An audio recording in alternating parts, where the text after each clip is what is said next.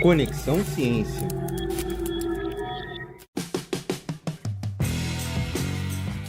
Briefing, Insight, Design, Delivery, Workshop. Poderíamos ficar um episódio inteiro só listando as palavras inglesas que estão no nosso dia a dia. Algumas pessoas podem até não se importar, afirmando que é um enriquecimento linguístico natural, afinal, a língua é viva. Mas quais seriam os limites do estrangeirismo entre a melhora da comunicação e o empobrecimento da língua? Temos que levar em conta que a língua portuguesa, assim como o Brasil, é pura mistura. A palavra almofada, por exemplo, é de origem árabe. Pipoca é de origem tupi e boné, francesa. Diretamente do nosso dicionário, essas palavras são apenas alguns exemplos que refletem a riquíssima história da língua portuguesa. Para explicar com mais detalhes a trajetória da língua e suas raízes estrangeiras, o Conexão Ciência C2 convidou o professor e pesquisador Elcius Batista Pereira, do curso de Letras da Universidade Estadual de Maringá, no Paraná. Professor, você acha que esse fenômeno tenha se intensificado mais recentemente? Como ocorre a transformação da língua nesse cenário? Eu não acho que é verdade que mais recentemente a língua portuguesa tenha passado a pegar emprestado termos estrangeiros. Acho sim que os tempos atuais são tempos de muita influência do inglês, né? O inglês como língua de poder simbólico no mundo, né? Tentando assumir o papel de língua franca, língua de negócios, enfim, faz com que a gente veja muitos termos do inglês entrando, então, no dia a dia do uso da língua portuguesa, especialmente da língua portuguesa no Brasil, onde a gente tem muito mais influência dos Estados Unidos. Na verdade, a história de todas as línguas é sempre marcada por esses contatos linguísticos. E a história da língua portuguesa foi construída por muitos contatos. E esses contatos levaram a esse procedimento de tomar emprestados itens lexicais, formas, palavras, enfim, de outras línguas em vários momentos da sua história. Essa foi sempre uma marca do português e, na verdade, as línguas naturais passam por esse processo. Esse processo, longe de ser um processo empobrecedor ou um processo que torna essa língua dependente de outra língua, ele, na verdade, enriquece o acervo lexical da língua que toma por empréstimo. E, geralmente, a língua que toma por empréstimo, ela submete o termo tomado emprestado às suas próprias regras. Então, mostra quem é que manda, né? Então, vou dar um exemplo. Há algum tempo, a gente vê gerações mais novas usando palavras como bugou.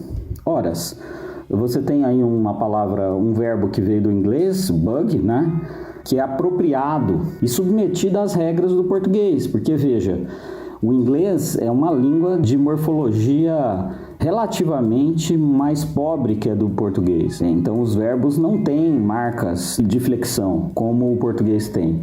E, nesse caso, o que acontece? Você submete o item bug à regra que flexiona este verbo segundo a regra do português. Então, é de se perguntar, quem é que está sendo dominado? Quem é que está dominando? Então, na verdade, o que você percebe é que esse processo de empréstimo lexical de palavras estrangeiras é um processo que enriquece a língua, né? E não empobrece ou deixa essa língua em situação instável.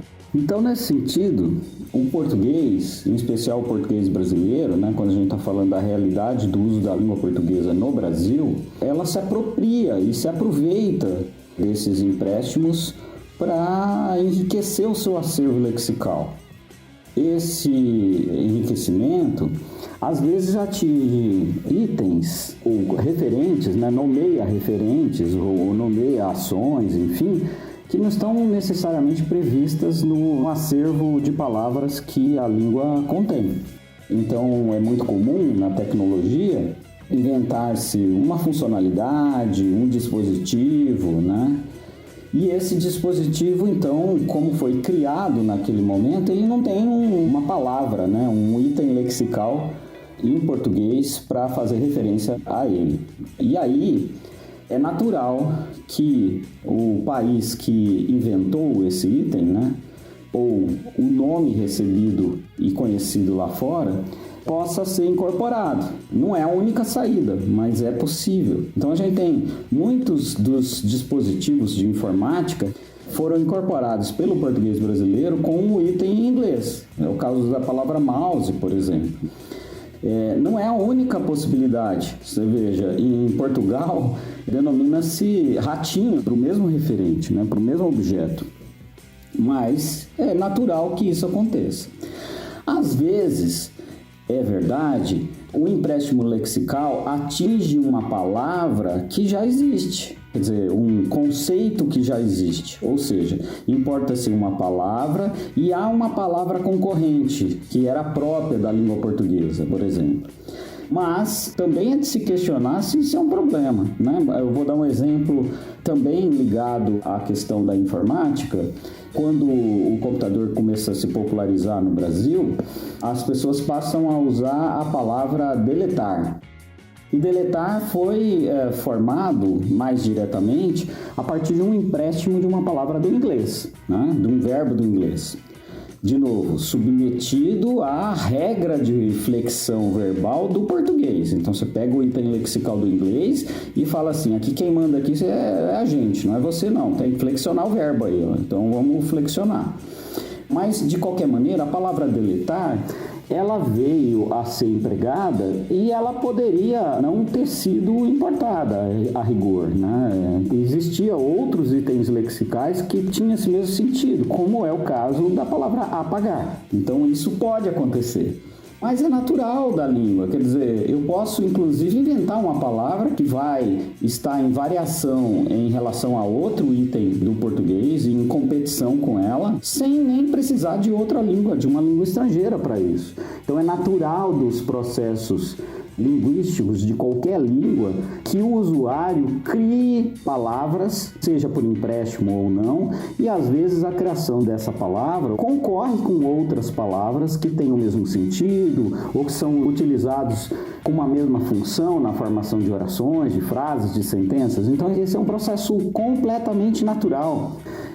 Só para ilustrar isso com coisa do passado. Se hoje no português brasileiro e europeu existe um item, que é um pronome relativo, um pronome interrogativo, né, às vezes, para indicar lugar, né, que é a palavra onde, no português medieval, essa palavra não existia até um dado momento. Era uma palavrinha bem curtinha, a palavrinha U, que tinha simplesmente a vogal U. Em um dado momento, criou-se a palavra onde e a palavra onde passou a concorrer com a palavra U. E a palavra U desapareceu. A gente sabe disso, por exemplo, quando a gente vai estudar poesia medieval, do trovadorismo, e há uma poesia, por exemplo, do Dom Diniz, e que tem a palavrinha U e não a palavrinha onde, em que no refrão se diz, ai Deus, E-U-E, para dizer, ai Deus, onde ele está. É um processo natural isso, seja a partir de uma palavra estrangeira ou não.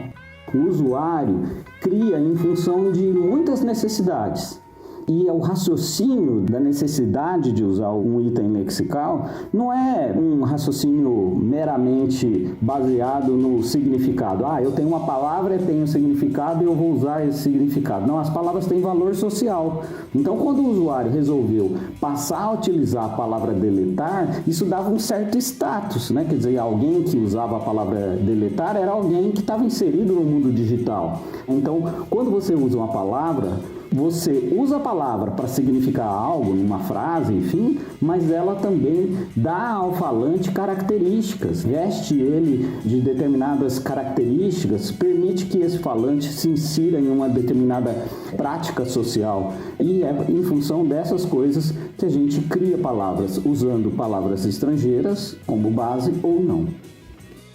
A adoção de palavras estrangeiras, então, de nenhuma maneira prejudica a língua portuguesa, mesmo considerando o cenário completo aí da lusofonia, vamos dizer assim, né, de todos os países lusófonos, né, os países que falam língua portuguesa.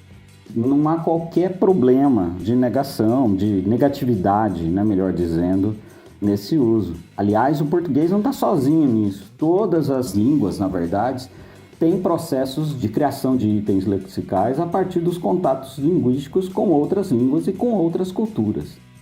Só para dar um exemplo, até de línguas do ponto de vista de poder simbólico são minorizadas, o tupi, uma língua indígena brasileira, forneceu para muitas línguas um item lexical que ficou bastante difundido, que hoje é marca inclusive de carro chique.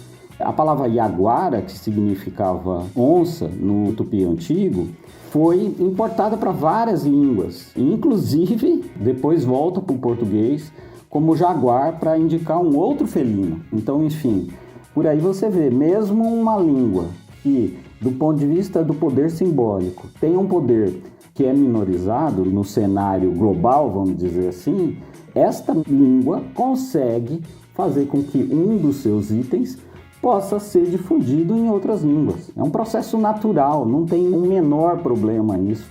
É um processo de enriquecimento que qualquer outra língua passa.